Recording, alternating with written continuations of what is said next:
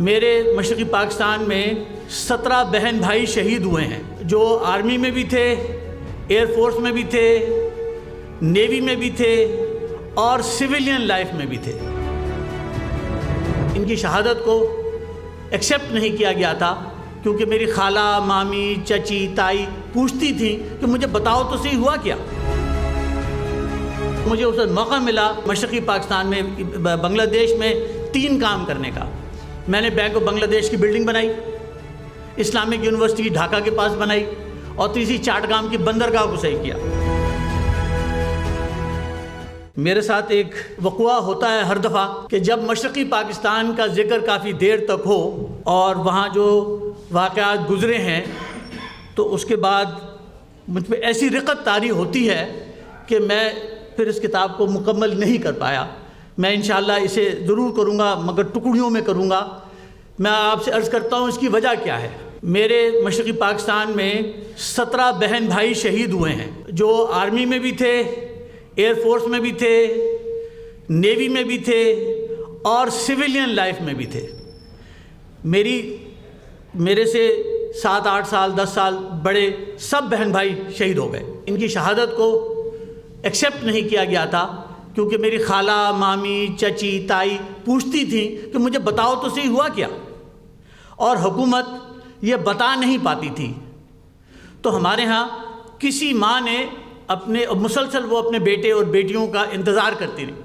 مجھے 1982 میں managing director بن گیا نیشنل کنسٹرکشن لمیٹڈ کا۔ I was only 28 years old at that time, اور 22,000 لوگ کام کرتے تھے NC میں۔ اور مجھے اس وقت موقع ملا عاقب بھائی مشرقی پاکستان میں بنگلہ دیش میں 3 کام کرنے کا۔ میں نے بینک آف بنگلہ دیش کی بلڈنگ بنائی، اسلامک یونیورسٹی ڈھاکہ کے پاس بنائی، اور تیسری چاٹگام کی بندرگاہ کو صحیح کیا۔ تو اسی دوران میں حسین محمد ارشاد صاحب سے، پریزیڈنٹ صاحب سے کافی ریگولرلی ملاقات ہوتی تھی۔ ایک دن انہوں نے مجھ سے کہا کہ ڈاکٹر جنید، آپ نے ہمارا بہت کام کیا ہے، is there anything I can do for you? میں تو مسلسل اس بات کا انتظار کر رہا تھا کہ وہ کسی دن مجھ سے یہ کہیں۔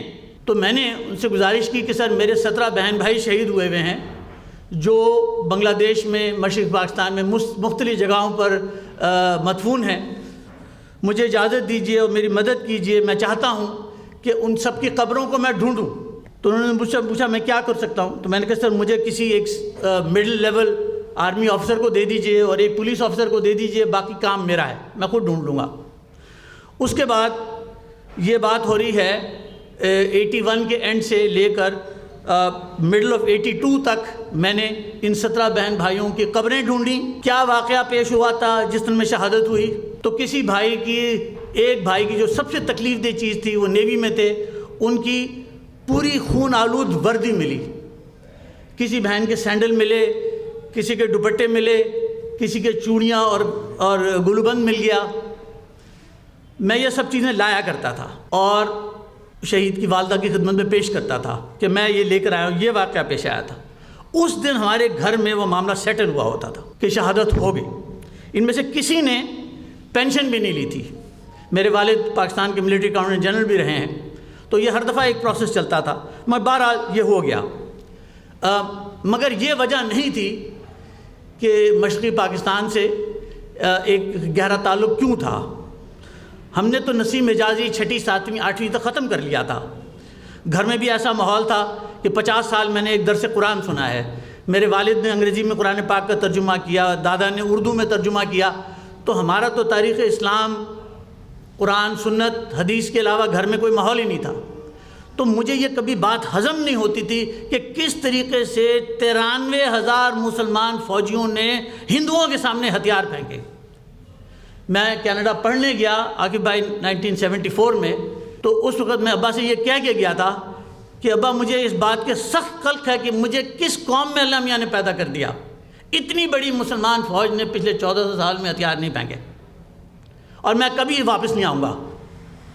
یہ کہہ کے میں چلا گیا تھا، اور میں نے مونٹریال میں پھر 1968 سے لے کر 1974 تک کے 10 اخبار پڑھے، جس میں واشنگٹن پوسٹ بھی تھا، LA ٹائمز بھی تھا، نیو یارک ٹائمز بھی تھا، گارڈین بھی تھا، لمونگ بھی تھا، ٹائمز آف لنڈن بھی تھا، دا سن بھی تھا وغیرہ۔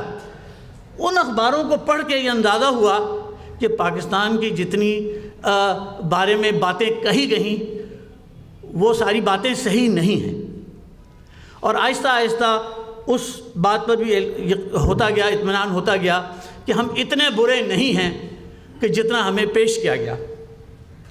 پھر والد صاحب ریٹائر ہو رہے تھے، میں نہیں چاہتا تھا کہ وہ کہیں نوکری کریں، تو میں واپس آیا پاکستان، اور مجھے پاکستان میں بے انتہا عزت ملی۔ میں نے 1980 سے 1992 تک IBM میں پڑھایا۔ ماشاءاللہ آج اس ملک میں 126 پریزیڈنٹس اور مینیجنگ ڈائریکٹرز میرے اسٹوڈنٹ ہیں، تو ایک کنٹریبیوشن تو ہوئی۔ 3500 بچوں کو پڑھایا یونیورسٹی۔ پھر میں نے خیر اینی وے میں 1986 سے اپنی کنسلٹنگ کرتا ہوں by the name of national management consultants. Sir the news اخبار کی فیزیبلٹی میں نے بنائی تھی، جیو کی فیزیبلٹی بھی میں نے بنائی تھی، اور Shah Rukh Hasan is also student of mine, one of the 126۔ تو ایک تعلق تو ہے، تاکہ واقعہ پیش آتا یہ ہے کہ مجھے یہ بات مسلسل قلق رہا ہے۔ 2015 میں میں ایڈوائزر ہو گیا to the chief of naval staff also.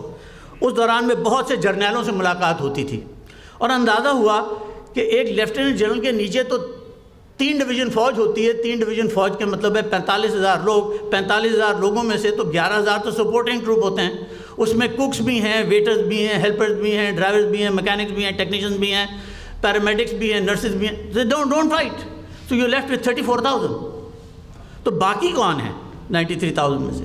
اس کی ریسرچ کی تو پتہ چلا باقی تو پولیس والے تھے، سول سروسز کے لوگ تھے، اور ان کی بیویاں اور بچے تھے، جن سب کو ہینڈ اوور کر دیا گیا تھا 1971 دسمبر میں، تاکہ ان کو مکتی بہانے والے قتل نہ کر دیں۔ جیسے ہی مجھے اس بات کا احساس ہوا تو میں نے کہا ناؤ اٹ از نیسیسری کہ میں اس کو کوشچن کروں۔ اس وجہ سے میں نے اجازت لی اور جا کے میں DGISPR سے ملا، لیفٹیننٹ جنرل عاصم سلیم باجوہ پاپا جان۔ اچھا، ان کے پاس بھی میں نے چھاپا مارا تھا۔ I was an adviser to the chief of naval staff, تو میں تو کر سکتا تھا، ایئر فورس GHQ کے اندر سے گزر گئے تھے۔ انہوں نے مجھ سے پوچھا ڈاکٹر صاحب انہیں جلدی کی سی، انہیں رولا کی ہے؟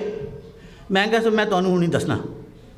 بیٹھا، میں کہا سر مجھے یہ بتائیے کہ میں بہت سی باتوں کو ابھی کلیئر کر دوں گا بہت جلدی، کیونکہ میں نے جو کام اللہ تعالیٰ نے کروایا ہے وہ آپ کی خدمت میں پیش کرنا چاہتا ہوں، اور اس سے میں نے یہ پہلے کہہ دوں میں نے اس ملک کے بیانیے کو میجر چینج کیا ہے اللہ تعالیٰ کے فضل و کرم سے۔ اب میں لیٹ می کنٹینیو۔ تو میں نے کہا سر بتائیے سر دسمبر 16 1971 میں کتنے لوگوں نے ہتھیار پھینکے تھے؟ سب کو پتہ ہے 93,000۔